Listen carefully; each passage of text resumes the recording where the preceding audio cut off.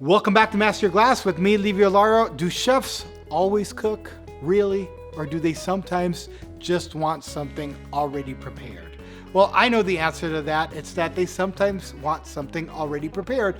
I've worked with many chefs in restaurants and bars throughout my history. So today, I'm going to do the same thing.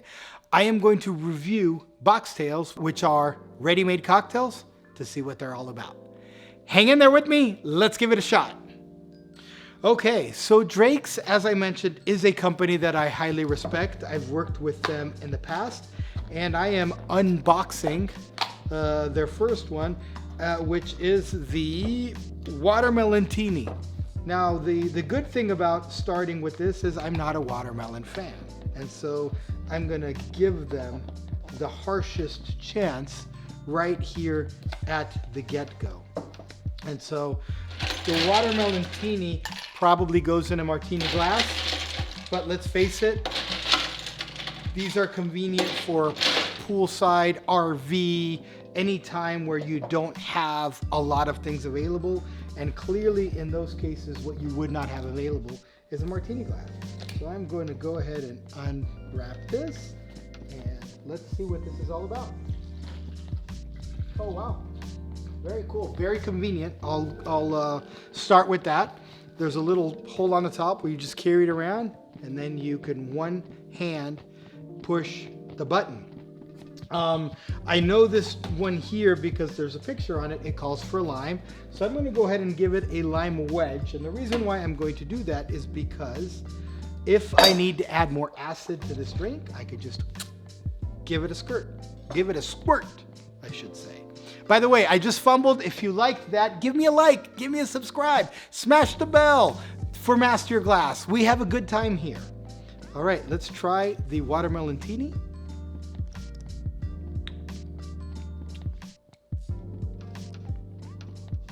Like I said, I'm not a big watermelon fan, and I would never lie to my viewers.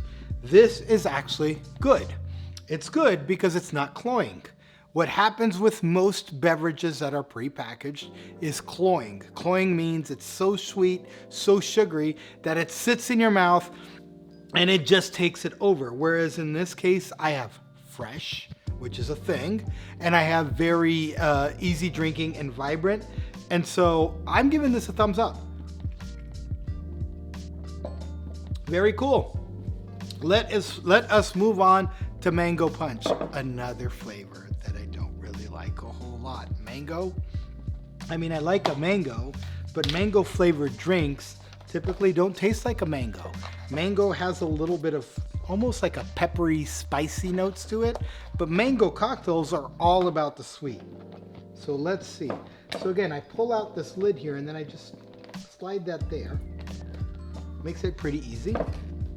Let's put some ice.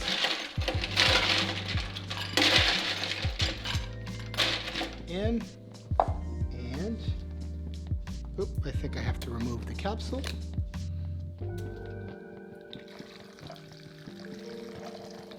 This one has a slight color to it, which this one did not. So a little light pink, quasi orange, diluted ruby grapefruit color to it. And this one here calls for a mint top, which I have. So why not use it? And I am fairly sure that if you don't have a mint top, you're okay here. However, I'm gonna just do it the way they do it. Look how pretty that looks. Took me 12 seconds.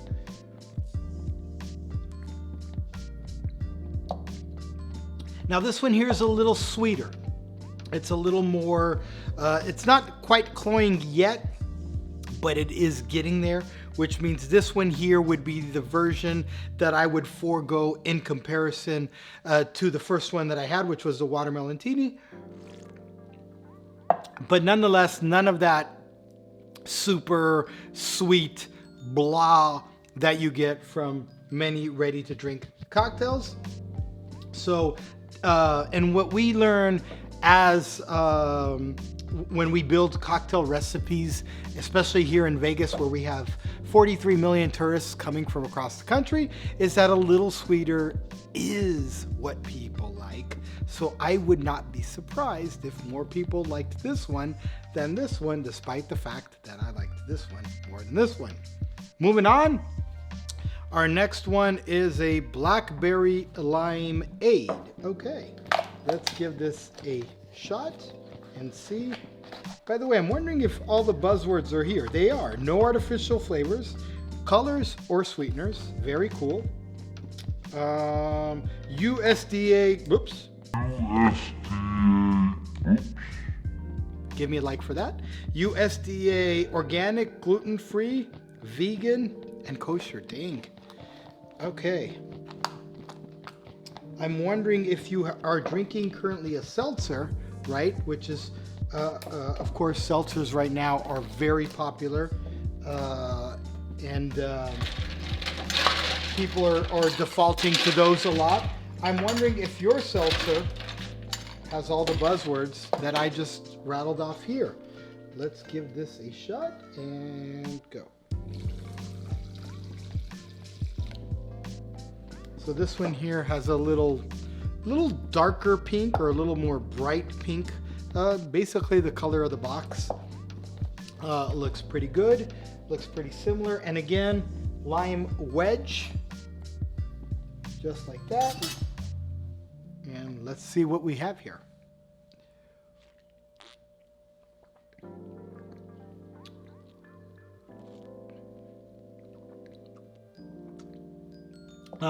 Interestingly enough, it has a little almondy orgeat flavor to it. The mixologist me is kicking in and saying, wow, I could use this for more Polynesian tiki style drinks, but we all know I'm the first one to dislike when somebody asks me to take an RTD, a ready to drink, and make a drink with it. It's almost like, dude, you made a sandwich and now you want me to take your sandwich and put it in a pizza? Why don't we just eat the sandwich? This here, of course, is ready to drink. It's ready to go. However, I do feel like it has, because of that almondy orgeat flavor that I'm getting out of it, I do feel like it has some really cool cocktail application. And so anyway, I'm squeezing a little bit lime in it to see what goes on. The lime opens it up. I don't get a whole lot of blackberry. I get basically an almond, lime, boozy, not too much, refreshing drink. So love this drink. It's really delicious, but if blackberry lemonade is what you were looking for, you're not going to get that. You're just gonna get a refreshing drink. Okay. And last but not least, this one here is kind of telling because it's why I left it for last, is mojitos, as you know, are not necessarily easy to make. Now, most bars, I shouldn't say most bars, some bars are just not prepared for them, which is why they're difficult. If your mint is ready, then making a mojito is fairly easy. However, most bars almost wait for somebody to take them by surprise. And again, some bars, not most. But the mojito is not the easiest drink to make, so I'm intrigued about seeing how a ready-to-drink mojito actually will work. Putting that in, opening this up. Okay.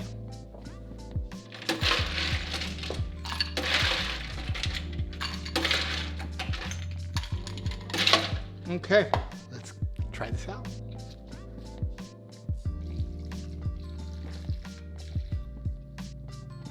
Okay, we'll set that over here. This guy too calls for a nice mint top. And let's just do that. Well, let's see what it tastes like.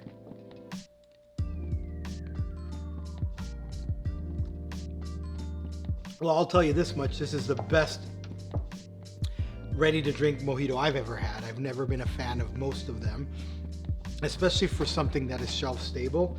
And I do want to preface to everybody, that I genuinely am liking this product, and that I hope you understand that I appreciate the fact that there is an application. I'm not just here to tell you that ready to drink cocktails are no good because they're taking away my job. They're not. People still want hospitality. People still want to smile. People still want a conversation. People still understand that the bartender is your best friend, your doctor, your psychologist, your everything. And so the fact that the cocktail came out of a box does not replace all of that. It just replaces a quick drink when you need it. I have to tell you this, that I'm not sure if I'm surprised or I'm not. I'm not surprised because I respect this company. I am surprised because ready to drink cocktails have never really tickled my fancy. I have to say that these actually did. If I were to give you which ones are my favorites, I would actually go with the first one, which was the watermelon, and the last one, which was the mojito, because what I am looking for from a beverage like this, as a pool owner, so I'm at my pool right now, and what I am looking for is fresh, and I'm looking for thirst quenching with a little bit of alcohol. These are delivering fresh, thirst quenching with a little bit of alcohol. What they're not delivering, which I don't want, is cloying, sweet, artificial, and I'm not getting any of that. So, a thumbs up for me on these beverages. And if you liked what you saw, come back to Master Your Glass with me, Livio Lauro, where you get expert instruction for everyday consumption.